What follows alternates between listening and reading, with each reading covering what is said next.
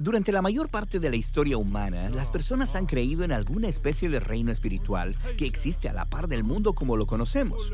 Cierto, y los autores bíblicos no son la excepción. Sí, para ellos el reino espiritual es una clase de reino diferente al nuestro. Y para resaltar esa diferencia, la Biblia se refiere al espacio de Dios como el cielo o firmamento. Porque el cielo es muy diferente a la tierra, está más allá. Y allá arriba hay cuerpos brillantes que se mueven. Yo pienso en ellos como esferas de gas encendido.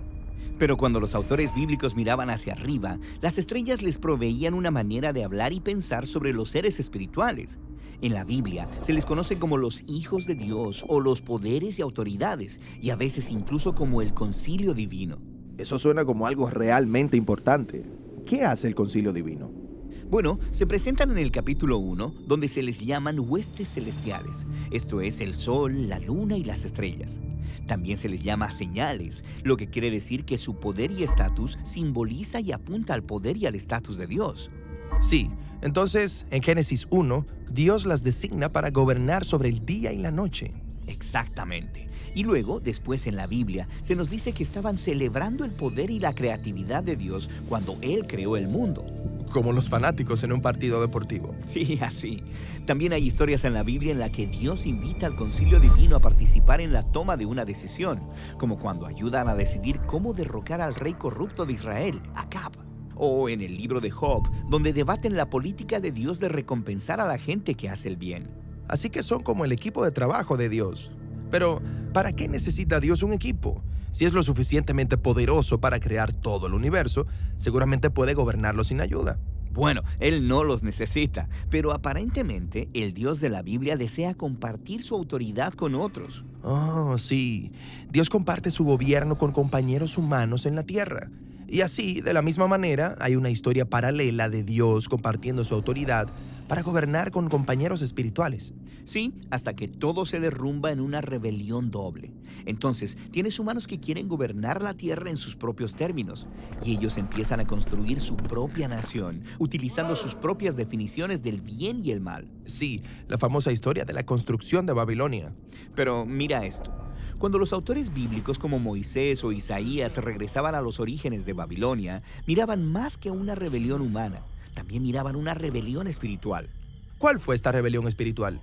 Bueno, había miembros del concilio divino quienes, como los humanos, ya no querían representar la autoridad de Dios, querían ser Dios y se rebelaron. Entonces, estos seres creados engañaron a los humanos para adorarlos a ellos en lugar de al Creador. Entonces Babilonia se convirtió en la imagen bíblica de la rebelión humana y espiritual combinada. Entonces Dios dispersa a las personas de Babilonia hacia las diferentes naciones. Y en el libro de Deuteronomio, Moisés dice que aquí es donde Dios también con ellos dispersó a los rebeldes del concilio divino.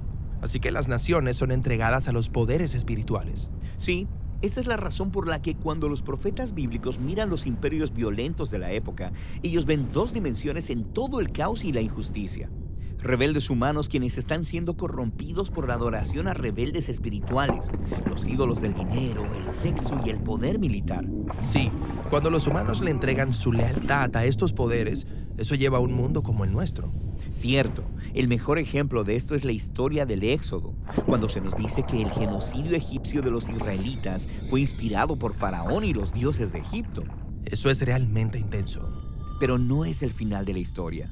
Cuando Dios rescató a los israelitas de Egipto y de sus dioses, los invitó a convertirse en colaboradores mediante un pacto y a aprender una manera diferente de gobernar el mundo.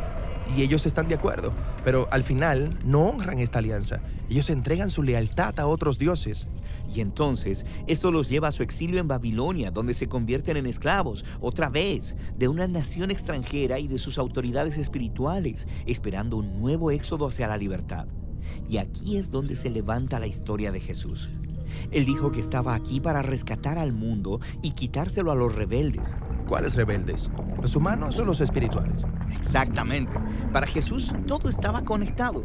Cuando entró en Jerusalén para la Pascua, Él estaba anunciando el éxodo definitivo. Él estaba ahí para confrontar y vencer a todos los poderes y autoridades rebeldes, y Él lo hizo entregando su vida. Entonces, esto es lo que el apóstol Pablo quería decir cuando dijo que Jesús despojó a los poderes y autoridades, triunfando sobre ellos por la cruz. Sí, Jesús condenó nuestra maldad permitiendo que los rebeldes desataran todo su odio y maldad sobre Él. Pero Él venció con el poder de su amor y vida de resurrección.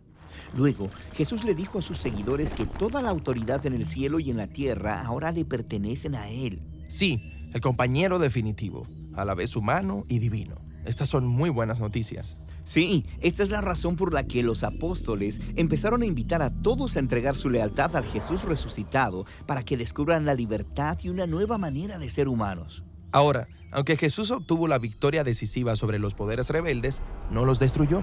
Ellos siguen por aquí, causando problemas. Sí, de hecho, ellos son el problema. Los apóstoles dijeron que el verdadero enemigo de la humanidad nunca es otro ser humano. Más bien son los poderes espirituales que estimulan los ídolos culturales que inspiran odio, división y violencia. Entonces, cuando veo a personas lastimando a otras personas, detrás de eso está el concilio divino rebelde. ¿Cómo tratas con esta clase de enemigo?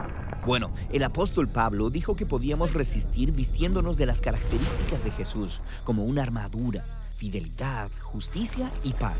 Y dijo que nuestra única arma es la palabra de Dios. Esto es, la historia bíblica de las buenas nuevas de que Jesús ha vencido a todos los rebeldes con el poder divino de su vida y amor.